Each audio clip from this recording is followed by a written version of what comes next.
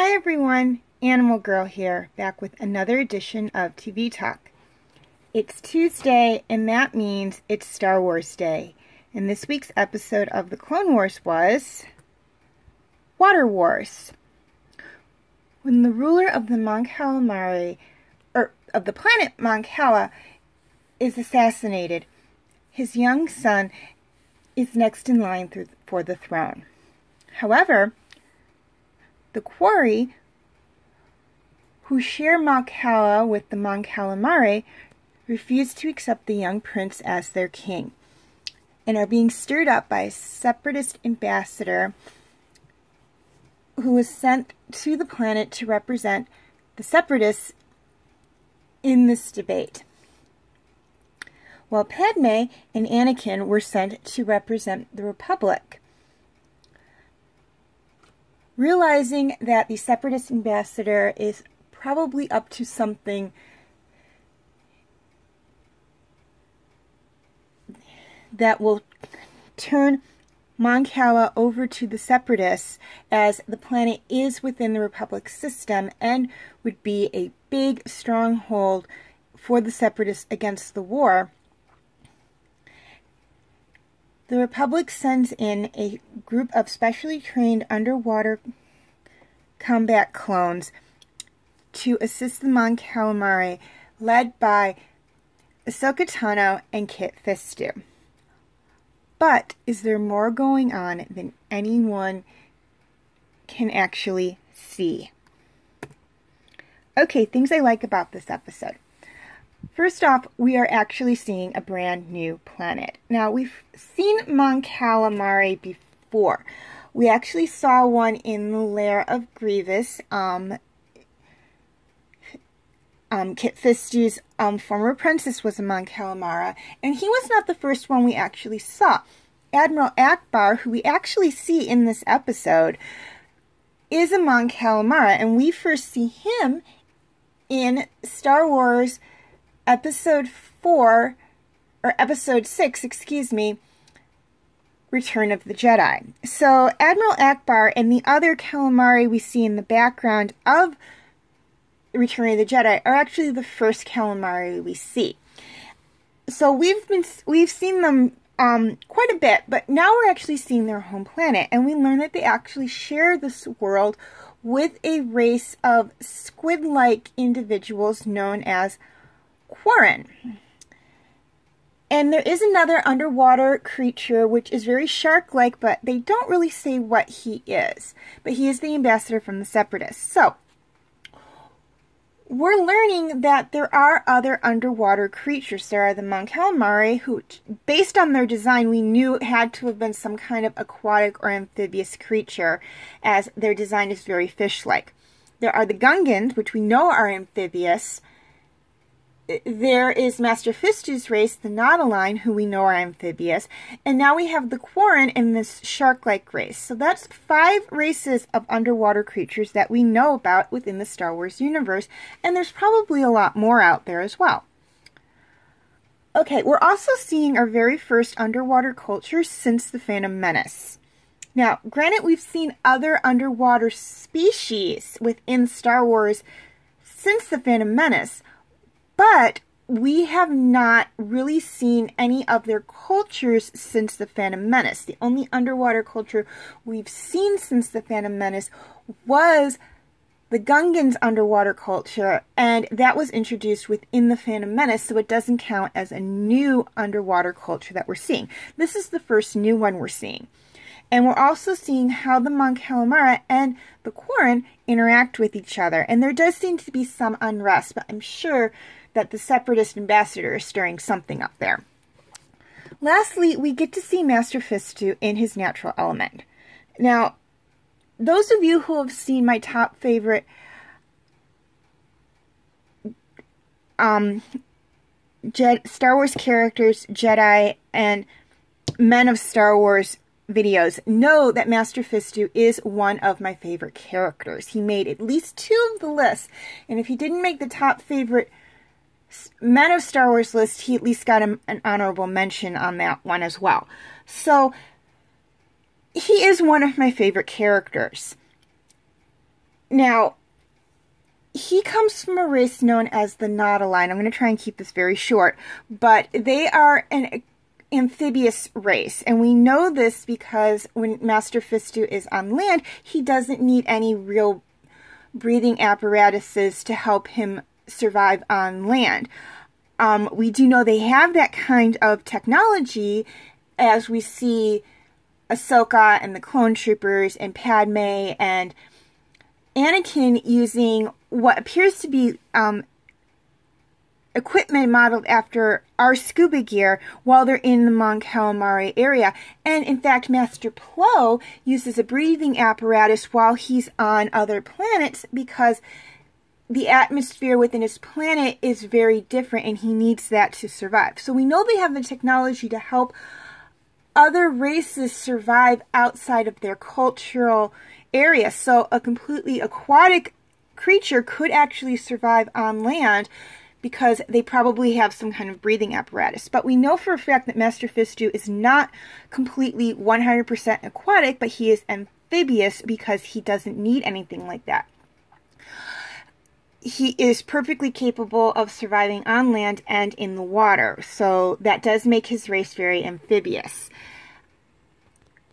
We also know that he comes from a very water-like planet due also to other things about him. He has very large, dark eyes, much like our sea creatures here on Earth, who live in deep waters, have very big, dark eyes to draw the light to them so they can see very well in the water. He has gill slits on his head to help him breathe in the water.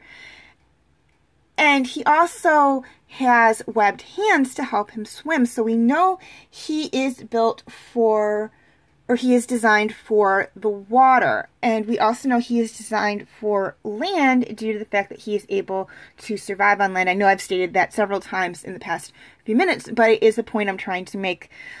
So we know he's got that dual element. He's got a land element and a water element. But this is the first time we've actually seen him in water. And we know from some references put out there that his species does live underwater, much like the Gungans. Now, how close they are to the Gungans, I don't know. Do they have cities that are within air pockets so non-water breathing creatures can come live within their planet and not have come visit within their cities and not have to have scuba gear to survive? I don't know. We know for a fact the Mon Calamaris are not like that, as we see Anakin and his Padme throughout the majority of the episode and even during the debate having to stay within the scuba gear, so they don't have air pockets within their cities. But we know the Gungans do, so we don't know if the Nautilus are more like the Gungans where they have air pocket cities or not, as we have not been to the Nautilus planet as of yet. I'm hoping at some point in time we do actually get to visit it, as I would like to see that. But we didn't, but this is actually the first time we're seeing Fistu within his natural element. Now I know in the flat screen animated Clone Wars episode, because I've seen clips from it, we do see him in that too, but I have not seen that. That one did not interest me. This one did, because I just like the computer animation better than the flat screen animation. It's just my opinion. So this is the first time this episode is the first episode for me seeing Master Fistu in his natural element. And it was very interesting. And I actually like when we have Jedi who have a natural element, but we don't see them in the natural element actually for a long time, actually in their natural element. So this was actually really, really wonderful. I mean, he was the one member of the Republic Party who was sent to help that really didn't need the breathing gear. For obvious reasons, he didn't need it. He was designed for this element. This was his element. Okay, things I didn't like about this episode. Wasn't really a lot I didn't like about this episode. I thought it was very well written. It's setting up the fourth season, excuse me, very well. This is going to be, I think, a 3-part episode.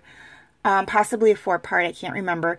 But it is very good, and it is showing us, we're learning through the young prince's eyes that there are some things that we can and cannot control. And I don't want to get too much into that, as I spent too much time on the last topic I talked about. But it is a very wonderful episode. We'll talk more about that next week or in the next video. Okay, question of the week. Who do you think killed the Mon Cala king? Please leave your answers in the comment section. Also, feel free to leave your comments and questions in the comment section. I do love to read those. And please like and share this video if you're watching it on Facebook, or like and subscribe if you are watching on YouTube. And feel free to follow me on Instagram, Twitter, Tumblr, Wattpad, and DeviantArt. I do have my name for those 4 sites right there on the screen, as well as the pictures I use for the icons. Please note, all pictures seen within this video belong to their respected artists. I own absolutely nothing. Okay, quick reminder on my comment rules.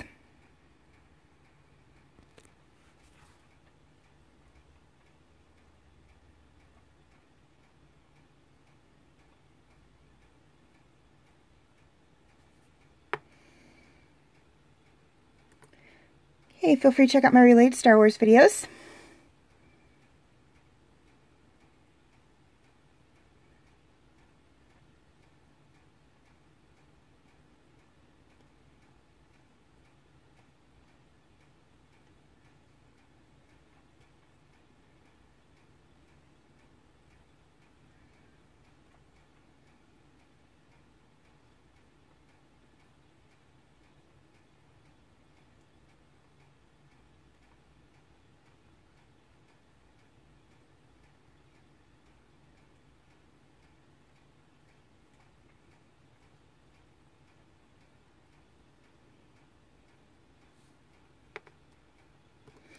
My other TV talk videos on Star Wars.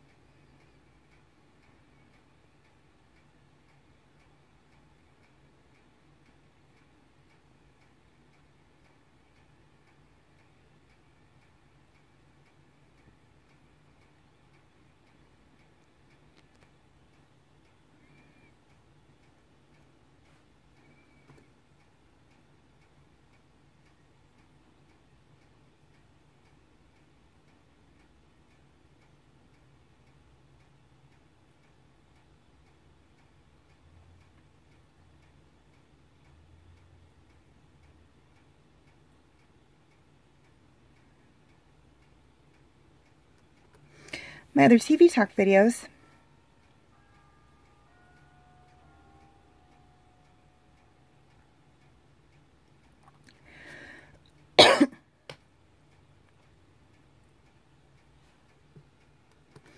And my other videos.